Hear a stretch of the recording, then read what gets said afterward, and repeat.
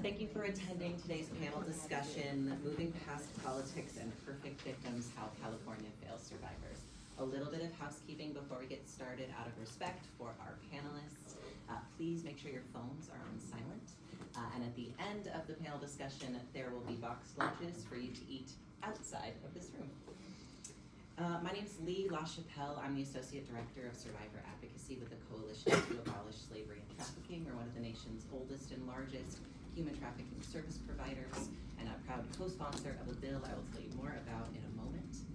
Our goals for today's panel are to understand what it means to be a survivor, the types of violence that survivors endure both on an interpersonal and a state level, and most importantly, to identify solutions. We are also here today as a proud co-sponsor, along with many, many other wonderful organizations across California, of AB 2354, which would ensure that survivors can petition the court to vacate a sentence resulting from their abuse and victimization. This bill recognizes that trauma survivors face many difficulties to rebuilding their lives, and this bill will author a path to justice so that they can do so without the burden of a criminal record tied to their abuse. We know that every Californian deserves the opportunity to live a life free of violence and trauma, and this bill will create a pathway to do so. I'm very excited to introduce our amazing moderator and panelists today. We have with us April Grayson, the Senior Policy Manager at Sister Warriors Freedom Coalition. We have with us Josie Feemster, a former advisory board member and current consultant to Community Against Sexual Harm. We have Kelly Pretzler, a lead attorney with the San Francisco Public Defender's Clean Slate Unit. We have Phoebe Nelson, a Community Against Harm Advisory Board member, and Sawan Vaden, the Executive Director of Community Against Sexual Harm. I will put you in the very capable hands of April Grayson. Thank you very much. Hi, thank you for joining us today to talk about a very important matter and to highlight the expertise of the people that are on this panel. And so the first question that I have for Josie is, why is it important to you to expand people's understanding of what it means to be a survivor? Yes, thank you. Expanding people's understanding of survivorship is crucial to challenge the misconceptions, break the stereotypes, and foster empathy.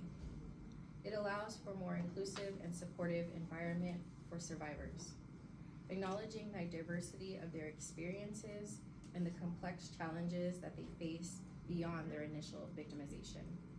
This expanded understanding is essential for creating effective support systems and advocating for policies that address survivors' diverse needs. Thank you so much. Would anybody else on the panel like to touch on that question, or no? We're cool? Okay.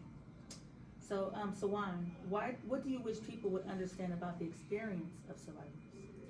Thank you for that question, April.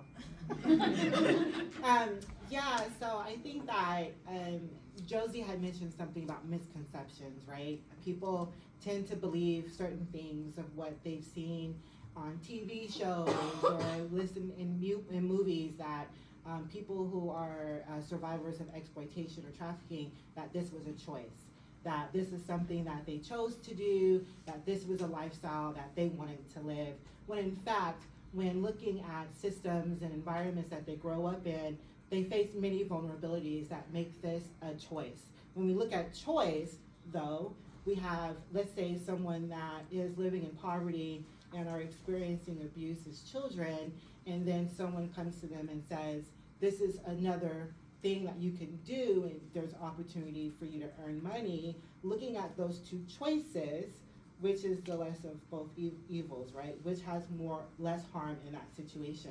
And so we have to just think about more than the trafficking experience, but that person's life and what led to that moment, what led to that situation, and understand that this is someone's daughter, someone's son, someone's family member, someone's loved one that is experiencing this. It's not necessarily something that they choose. And I think that once we all understand that to a greater extent, then we can look at the whole person, not just that experience. Thank you, Sawan. I think it is important for us to see people as people clearly. And so I have a question for everyone on the panel. What kind of violence are criminalized survivors experiencing?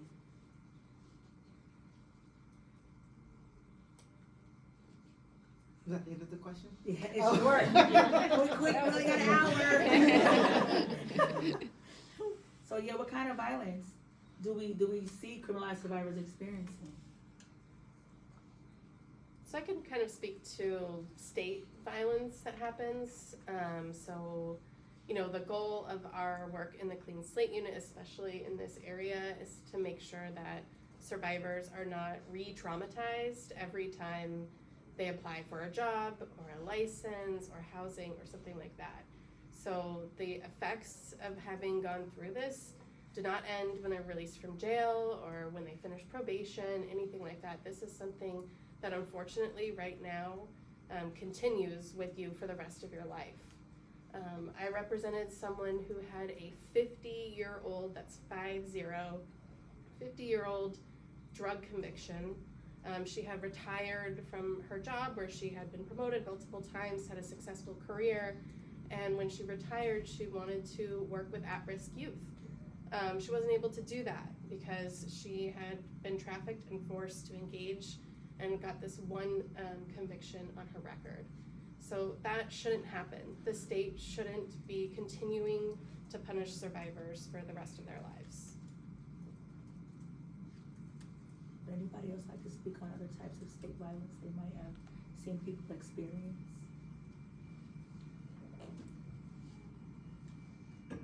I think that she spoke to it pretty well. I also like to just think about just different systems that people that are leaving the life are trying to access, whether it be Department of Human Assistance Services or looking to get childcare.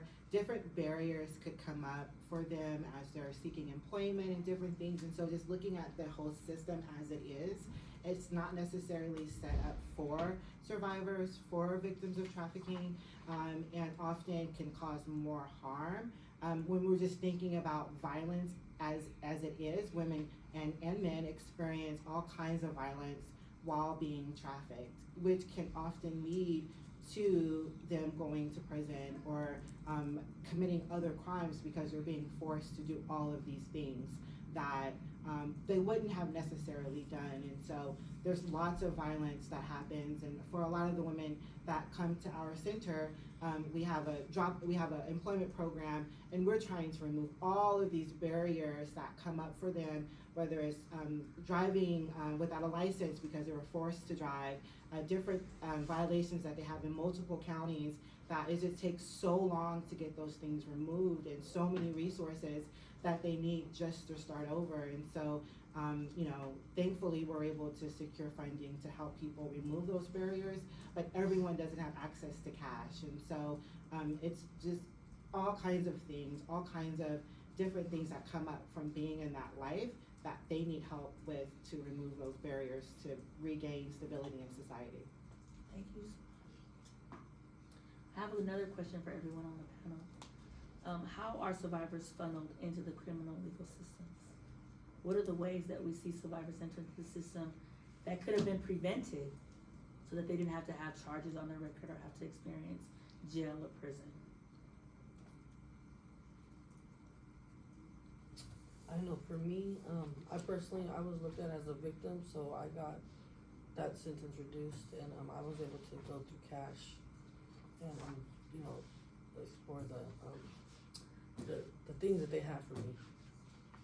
But what does that mean a little bit, if we can go into a little bit more detail? So I was able to be looked at as a victim instead of an aggressor, and I was able to like get my sentence reduced and go through like numerous programs, and you know, I was able to not go to prison, and you know, I have a great life because of it.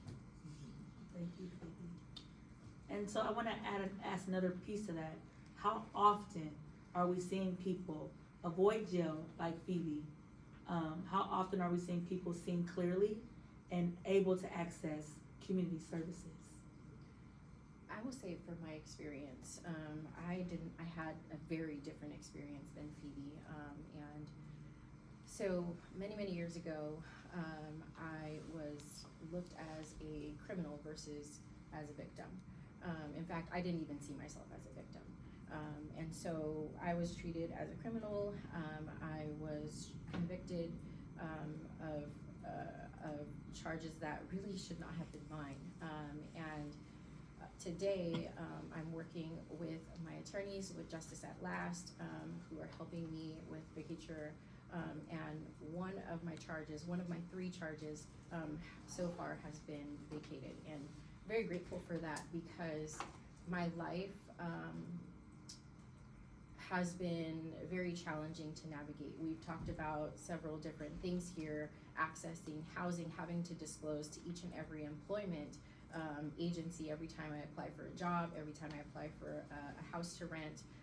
I have to disclose this information to people that probably don't even know about human trafficking. And the impact that that has on me, the shame that I've held on to for many years, man, I can't even say how hard that has been for me for over 2 decades. You know, I stand here today with these beautiful people and with you all in this room to say that we have to make some changes. We have to continue to lift this up, because survivors should be treated as victims, right? And be offered supportive services, because again, in my situation, that's not something I experienced. And so for 2 decades, almost 2 decades, I have been living with a criminal record that has hindered me to be free. And today, I'm on my way to justice and freedom, but again, that wasn't my situation and scenario, and there are so many others that experience this, not only in California, but across this nation. And that's really unfortunate and heartbreaking. But you all are here to learn, and it's really important to continue to lift up the stories that you hear today, but to continue to push forward, you know, justice for victims and survivors. Thank you, Josie. Yeah, just to piggyback on that a little bit and just give some perspective, you know, you mentioned that the charge should not have been yours. You know, I hear a lot of stories. I'm glad that I'm able to work with people and hear their stories, and they're hard to read. Every single day you hear about people who were forced to conduct hand-to-hand drug transactions with their trafficker right around the building, kind of peeking over there, so that way if the cops see that person the victim ends up getting arrested, and he literally walks away, waits for her to be released from jail, picks her up, and then continues. I know you had talked about being forced to drive. I've heard many stories about survivors who had to drive a getaway car for any number of crimes that they had nothing to do with. But people are forced to do these things quite literally at the threat of death. Many people have already experienced a lot of violence at the hands of their abuser, and they have really no choice.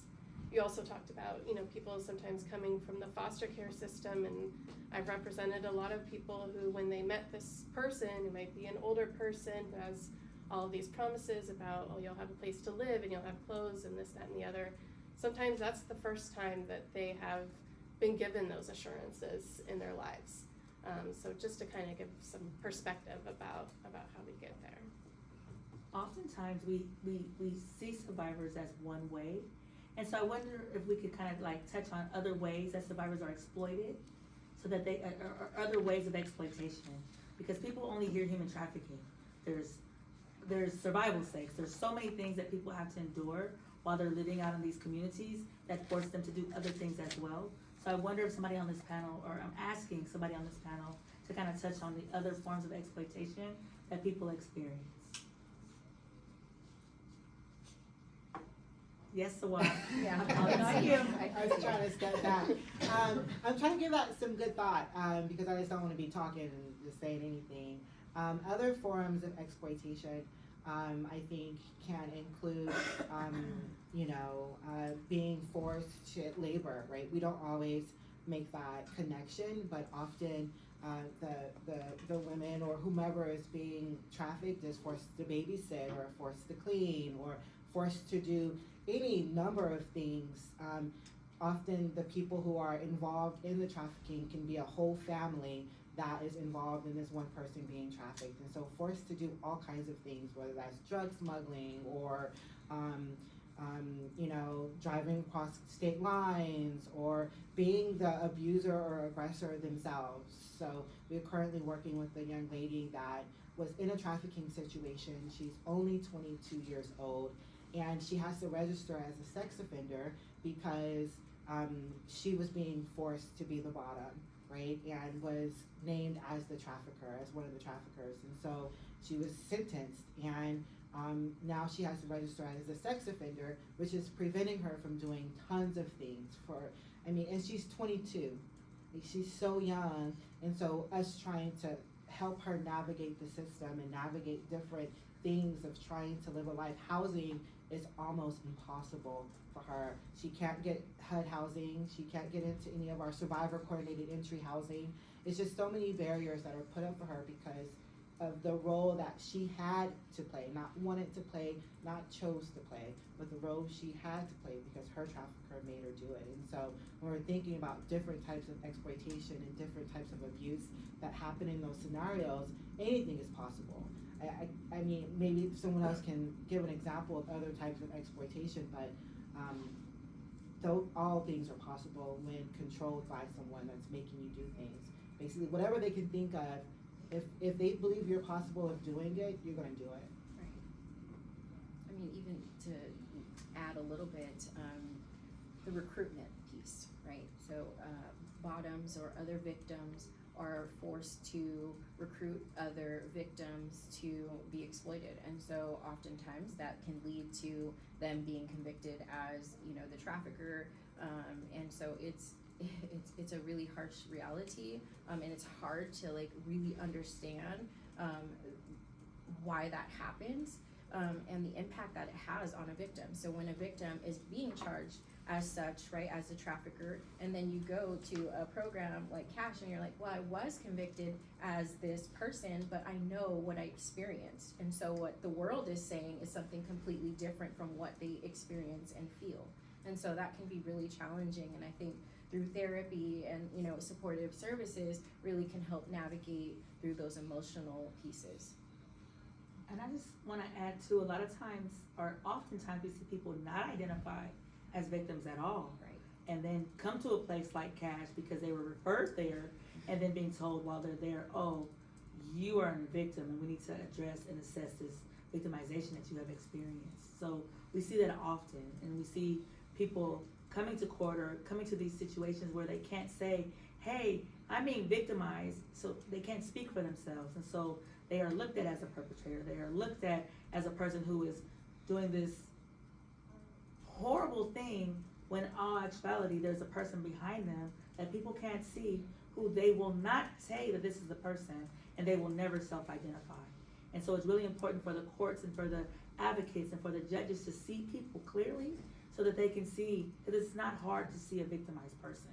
You just have to want to see it. That's right. And so, are we cool to move on? Does anybody want to touch on anything? We're good? So the next question is for Phoebe, and Phoebe kind of touched on it earlier, but what do you wish was available to survivors like you as they're being funneled through the criminal legal system? Just to be looked at as a victim and to look at what happened to them in their life and to let them have access to resources that will help them, pretty much. Anybody else would like to touch on it? No? I mean, I think, Go ahead. okay, you sure? Yeah. Okay. I really believe that what Phoebe has experienced and what CASH offers is something that is needed across California, across this nation, even in the world, to be quite honest. I think that supportive programs that prioritize healing and seeing a person for a real person, and offering that trauma-informed counseling services, support groups, offering housing assistance, and really figuring out ways to be creative in addressing those barriers, like Sawan just mentioned, with the young person who's 22 years old and was charged and convicted as a trafficker. And so being able to really come up with some creative ways to remove those barriers, such as this bill that we're going to be talking about. Thank you. And also, they need therapeutic services because the person that Sawan is describing is a younger person, but we also see people who have served 20, 30 years of being funneled through the system, being a criminalized survivor, coming home and maybe still not identifying as a survivor, and then being told as they're 30 and 40 years old, you're a survivor of this crime. And then them going on their own journey of what that looks like and having to process those emotions. And so therapy is really important as well, so that people can understand the root of things and get on the track to making really great decisions for themselves, and maybe making, well, I don't wanna say it's all about, so there is a lot of choice and then there's not choice, but it's just helping people get on the road to having a more healthier mindset in the way that they move through life. Therapeutic services are very, very, very important. And if I can add, Please do. with that, before you can get to the therapeutic services, your basic needs need to be met. If you don't have housing, if you don't have food, if you don't have a roof over your head, it's nearly impossible to think about anything. You're still in survival mode. So we have to get people past the survival mode. We have to get them moving beyond some of that trauma. To be able to address the trauma, we have to take care of their basic needs. And I'm also glad you said that, because oftentimes people re-exploit themselves because their basic needs are not being met. Right. And then you see people engaging in survival sex based off of housing and food and diapers and formula, Right. the things that people take for granted because it's not a thing that they need for their basic, it's not their access needs. But we have people who literally, if they are not sleeping with somebody, they are not gonna be having a roof over their head. And people understand and they exploit that. And oftentimes we see survivors continuously being re-exploited, even by these movements. So I'm just gonna leave that right there, but survivors are continuously re-exploited, and so it's important for the therapy and our needs to be met, because if not, the exploitation never ends. And then can I speak on my, and then also right now, like with my background being the way that it is, I'm not able to, well, I have a job, but I've been put on pause because my background check hasn't came back, and it's taken a month.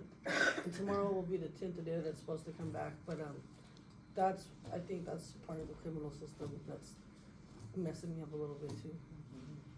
And so just to go a little bit deeper, so you saying that you haven't been to work in 30 days? Yeah. And so how else, cause I mean, I think that sometimes we see things on a surface level, and so they might hear you, but I don't know if they understand the complete impact that that's having, cause if we don't Well, I experience haven't had that, an income for like 30 days. and what does that prevent you from doing? You know, providing for my son, and being able to do laundry, buy groceries, get gas in my car, take my son to school. You know, I've been making a way, but it's not been easy. And this is a person who was seen holistically through a judge, who was able to not go to prison and given community resources and services, completed a program, and still to this day is having a hard time accessing or having a job to provide basic needs for her child. And I've also worked for the last 4 years, so it's nothing that I've been working, so this is a hiccup in the road that I didn't foresee. I didn't think that this would happen to me, because everyone else has been able to start but me, so it's just weird. And still here to present and talk and be at the Capitol and do all the things to keep advocating for herself in the midst of these things. Yes. And so I'm gonna pause for a second, you guys. I'm gonna give our wonderful author 10 seconds. Hi there, should I come up here? You do whatever it is that you would like to do. Is there something filming over there? Yeah. Well, I wanna thank you all, for being in the space and for being the warriors that you all are. I'll come sit over here just for a second. This bill, really came out of, our need to be able to make sure that we're centering our collective experiences and that we're placing at the center survivors and survivors' voice. So we actually ended up having our bill turn into 3 bills. One was focused on making sure that we had an opportunity to provide some supports for survivors to have a voice in establishing commissions and being a part of those conversations and setting up different interactions between police officers and survivors in a way that I think is helpful.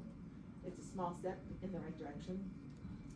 We also have the bill related to ensuring that survivors have an opportunity to have their records vacated when it's known that they are a survivor, and I think would put them in a different space of being able to have their lives go on and be something that is recognized without needing to carry that criminal conviction beyond the moments of when they were victimized and exploited in the way that we need to make sure that they need to. So I'm very proud to be working with you all.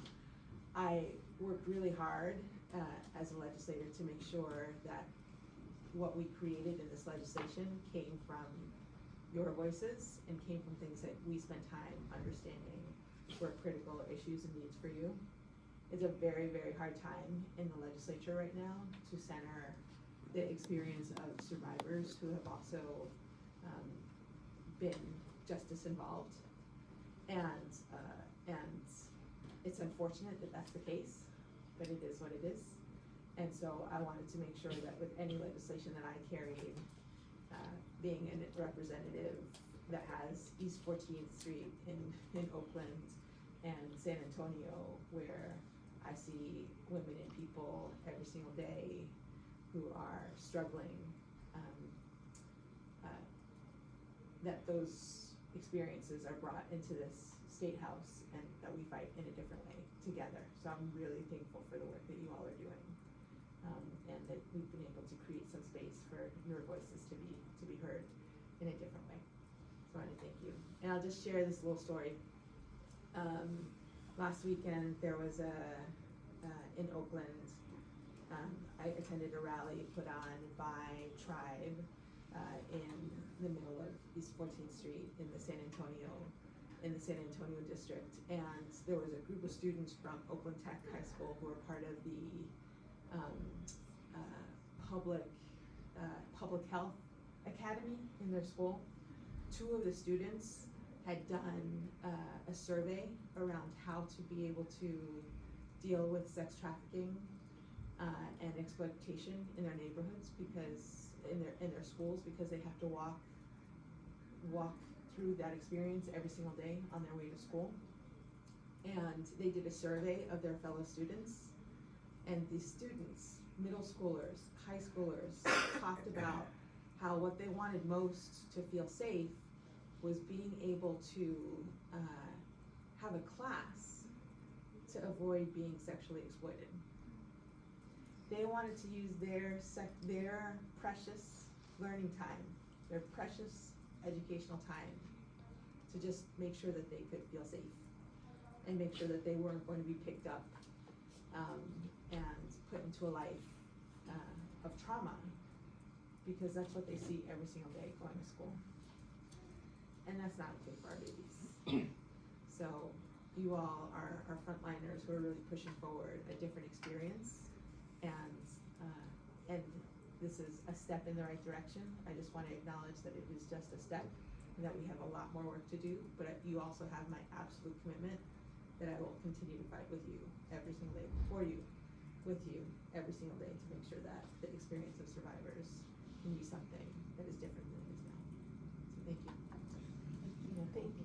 Thank you. And I just want to touch on something really fast. The assembly member mentioned East 14. Those of us from the community call it E14, or it's international. And international is one of the largest, it's a highly trafficked area. And people who don't understand exploitation or have to live through exploitation don't understand, when you guys hear certain things, what that means, or what it means for a young person to be conditioned as they're going to school, because that's all they see is a certain lifestyle that's being glorified in the media, glorified in the radio stations, and then you're seeing it, and you're seeing maybe the results of this lifestyle, money, cars, whatever that looks like, and you know that you do not have these things. And so people who are actively trafficking people or exploiting people, they see who's been seeing them every day. They know who does not have stuff, the things that they need. They know who their mothers and their fathers are, and so they become an easy target and an easy prey. Mm-hmm. And so this area is it's a problem area that we have in California. I wanted to touch on a report that Cash had done, the scope of human trafficking in Sacramento. And this report talks about the multi-generations that experienced trafficking. The reason why people are pulled and are a part of this lifestyle, and what do they need to get out of the lifestyle. And it's so simple to us because it's like $2,000 could change a person's whole entire life. And our rent is not even $2,000. And this is what a person is saying, that $5,000 is what they need to have this life that to them it's still a life of struggle to us, but to them it's a glorious life because it's much more better than what they've experienced. So Swan, I said a lot about the report, but if there's anything else you would like to touch on, I would greatly appreciate it, because I don't even think that people in Sacramento know that this report was produced, and it's the only report of its kind.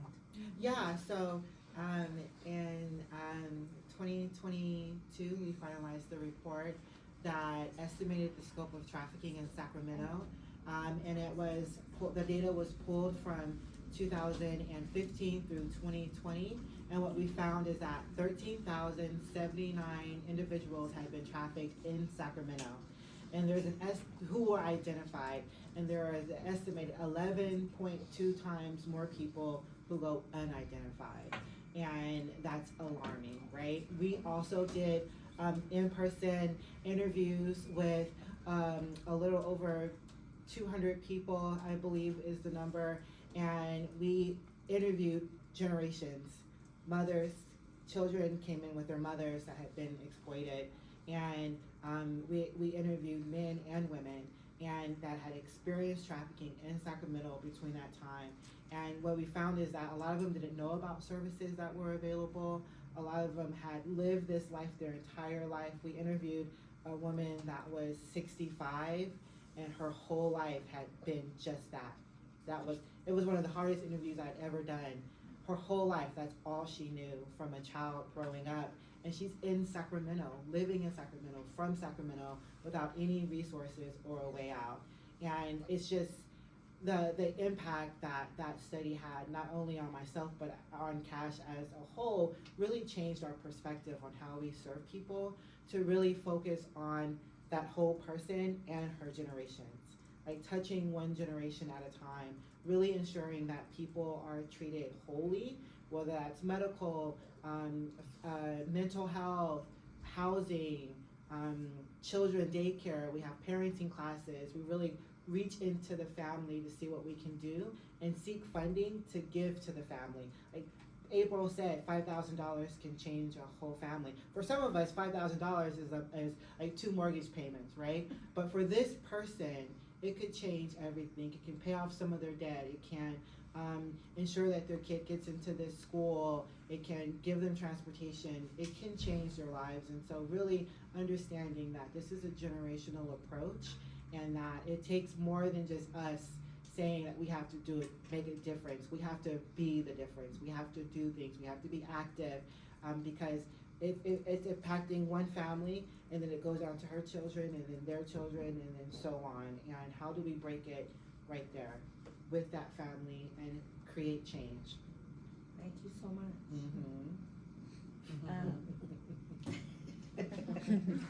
I love these ladies. And so I also want to ask the panel, what prevents survivors from getting the help they need earlier before arrest? We've already kind of identified that survivors don't identify.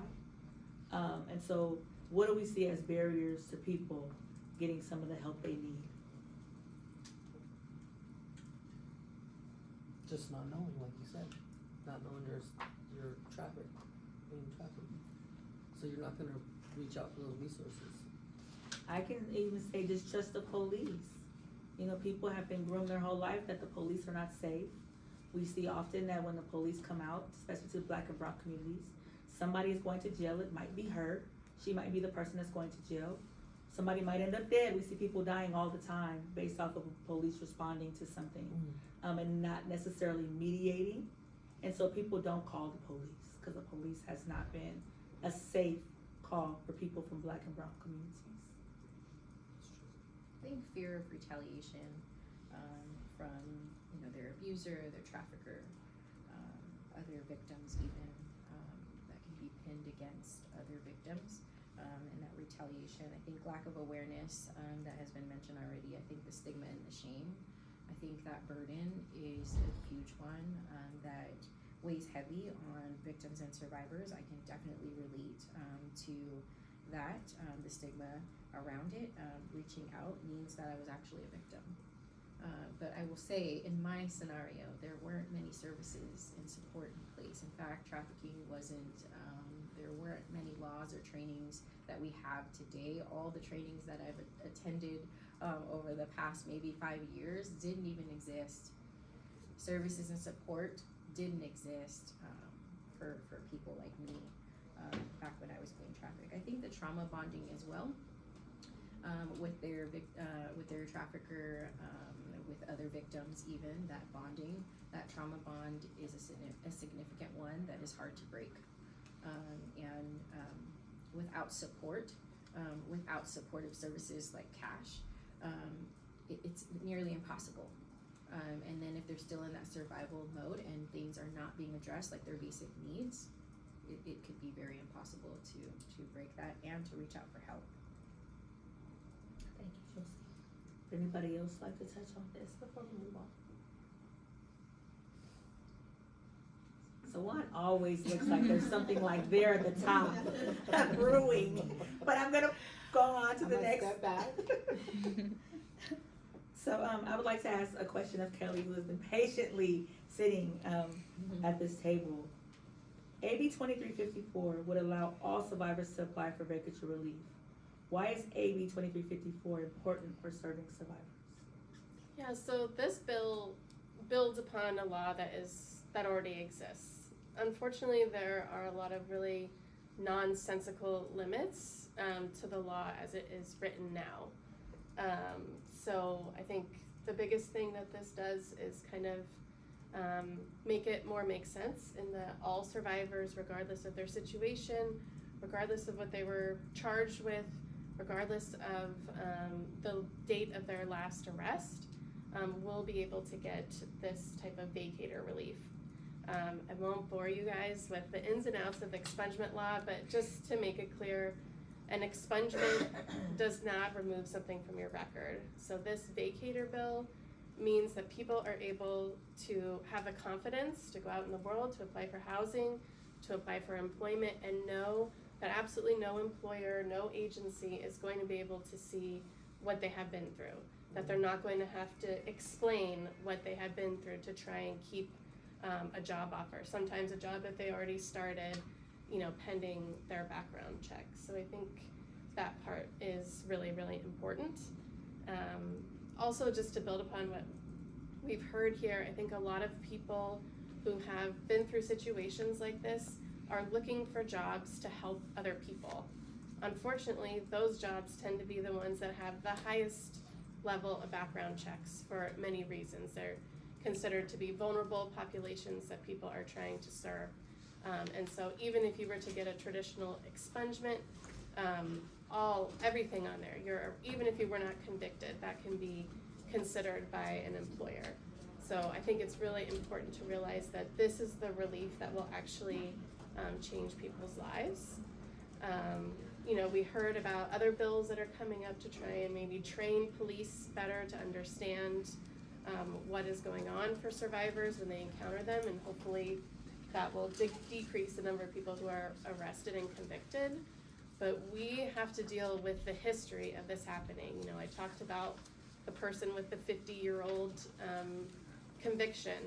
We have a history, unfortunately, of our carceral system of over-policing, especially in Black and brown neighborhoods, that we still need to deal with. And this bill, I think, is an amazing vehicle to be able to do that.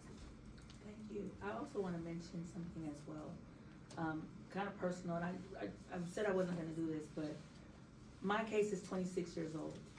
I am seen by legislature as a survivor. I can go into any committee and testify in any place, and they all will acknowledge something grave and unfortunate happened to me.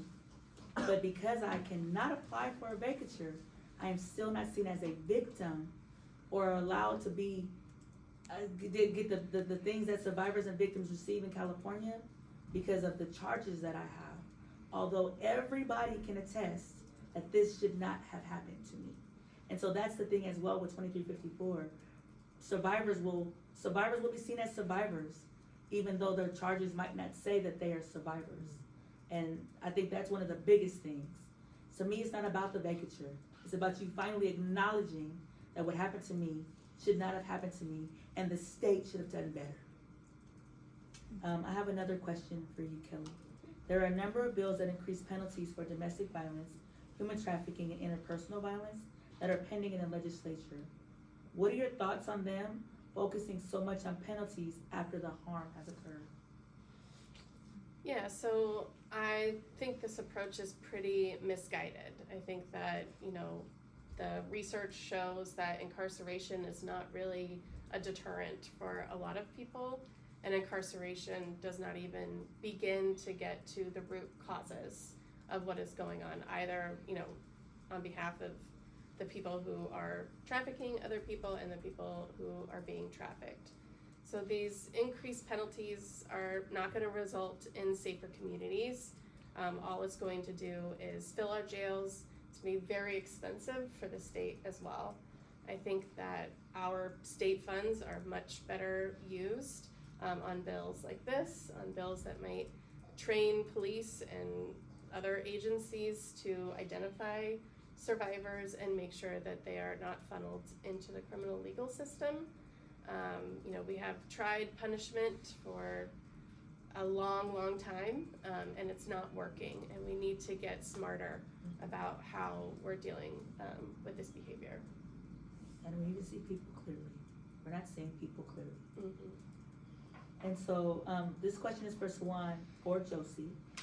Where do you think California should be focusing the majority of our efforts to support survivors? Services. It's unfortunate. Recently, we received an email from VOCA stating that 44.7% of our funding would be cut. That's huge. That's a huge cut, and it's really unfortunate because it's one of our longest standing programs, and it really meets our clients where they're at and helps them walk from injury to success. Like literally, the services that we're able to provide are life-changing for that family, and it's getting cut. And who knows how long it's going to take for it to come back and be completely what it used to be. And so really focusing on services, making sure the funding is available for all victims of crime, really, and focusing on the problem, and that's demand. I'm always going to say, as long as there are people who want to buy sex, people will be sold for sex. People and children and girls and boys will be sold for sex as long as there are men who are seeking to devour them. Prevention.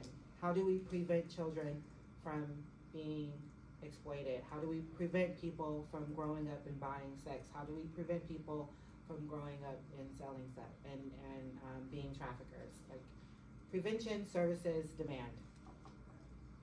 I can go on and on, but I'll stop. So before you answer, I just want to say something too, like understanding that we do live in a system that they penalize a lot. Demand is a lot bigger than just arrest.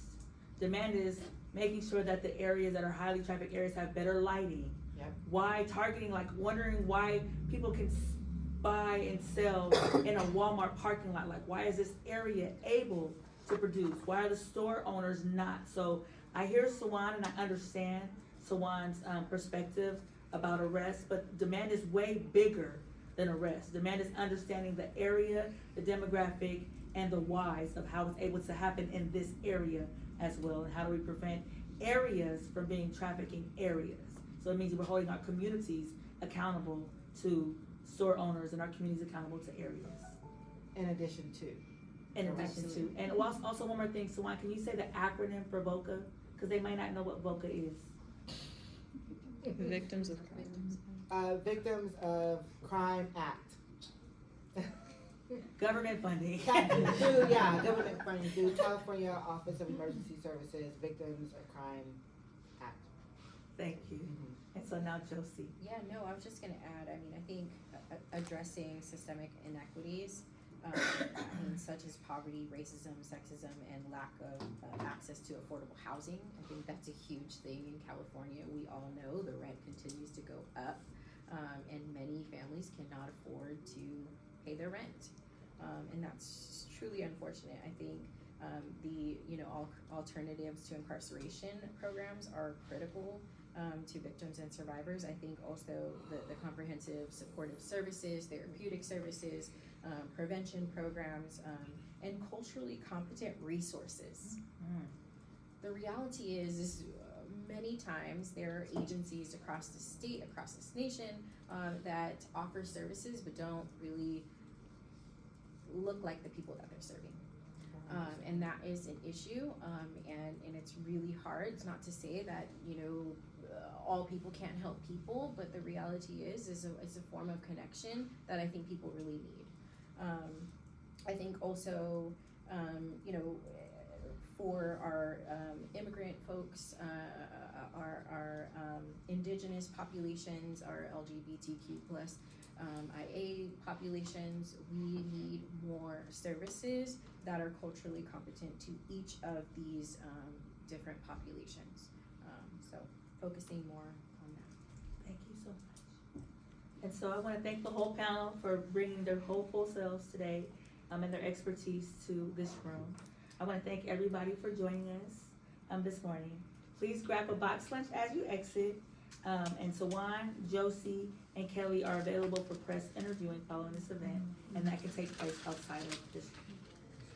So thank you all for giving us your time.